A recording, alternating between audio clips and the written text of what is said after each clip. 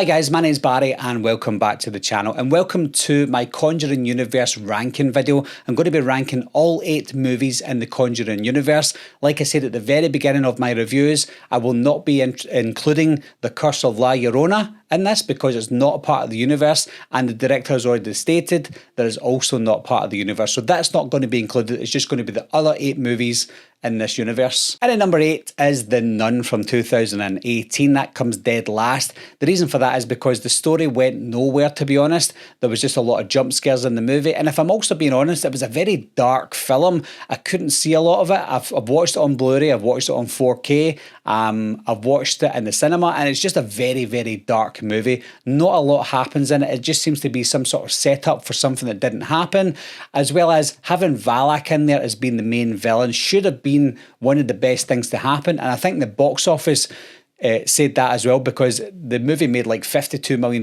in the first weekend because everybody wanted to see a Valak movie, and it was very, very disappointing. And at number 7 is The Conjuring, The Devil Made Me Do It. I think what disappointed me most in this one is it tried to live up to the first and the second movie, and it just couldn't do it.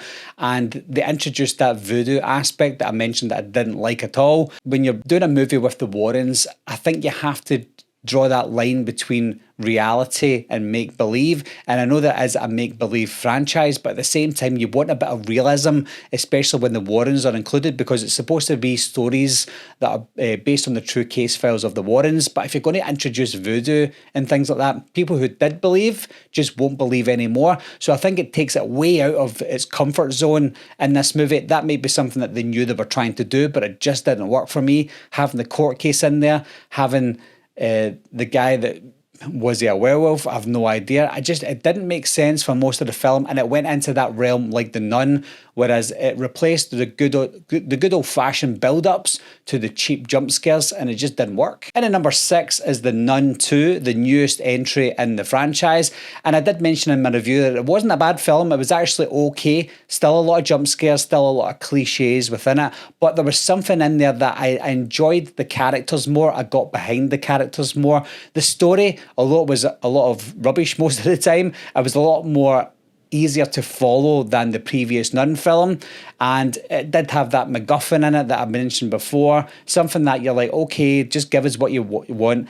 But there was something about Valak that I still couldn't quite put my finger on.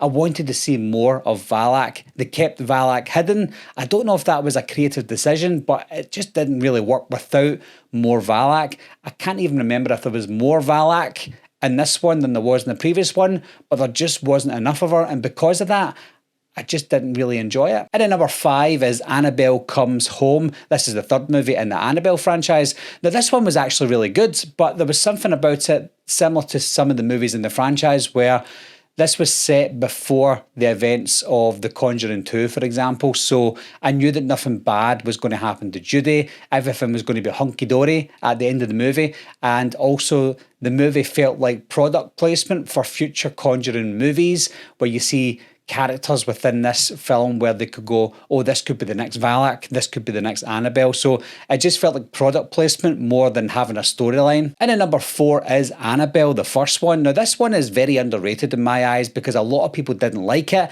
and that might be because it came off the back of The Conjuring a year earlier, so people were expecting the Conjuring level quality, but that was never going to happen. But to give the movie its due, it did stand on its own 2 feet. It tried to do its own thing, and it still felt like a James Wan movie at the end of the day. I think Annabelle, the first one, was probably the most underrated movie in this universe. And at number 3 is Annabelle Creation. Now, this was probably the most surprising in the whole entire universe because it came off the back of Annabelle, which again I enjoyed, but a lot of people hated. So when the movie even got announced, people were scratching their heads thinking, why are you doing another one? The first one was terrible. So when this one came out, people had low expectations, and that's maybe why this one's high on the list, because I had low expectation for this. It was again a prequel to a prequel, which can be confusing at times, but it was quite clear when we watched the movie, and it felt like a good old-fashioned Conjuring film. There was jump scares, but they were built up jump scares, and they were well paid off as well. So I think the story itself was really good.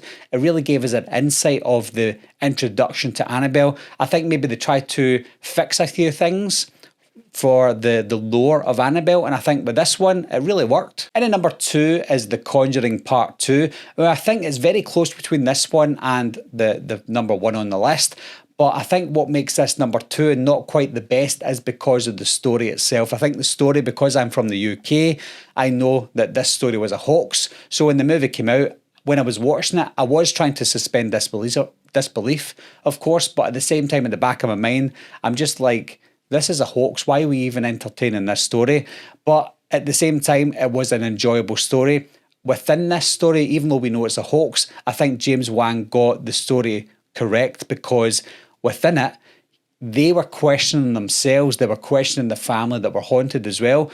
And the film stayed grounded within that aspect, because it is a haunted paranormal movie at the end of the day. They did introduce the Crooked Man, and they introduced Valak as well. So they introduced quite a lot of characters. Bill, who was the main protagonist, or antagonist, sorry. So there was so many characters introduced into this one, but they still managed to keep it grounded and still feel like an original Conjuring movie. With the Warrens as well, I think the Warrens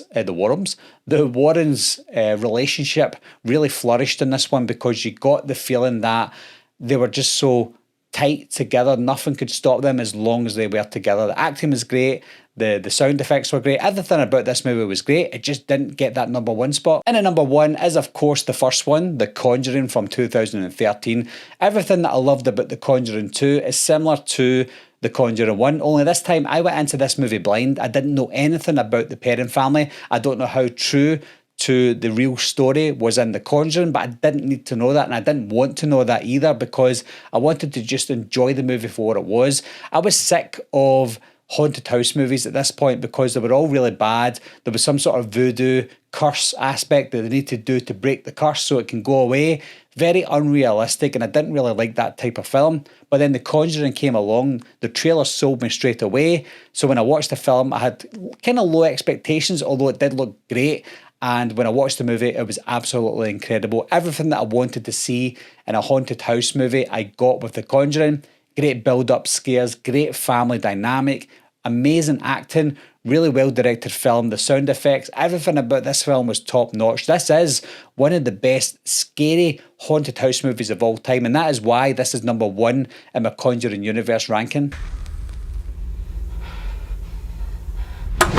So that is my ranking for the Conjuring Universe movies, guys. Do you agree with that? Do you disagree with it? Leave your ranking down below. Let me know what you think. Let me know your reasons why as well.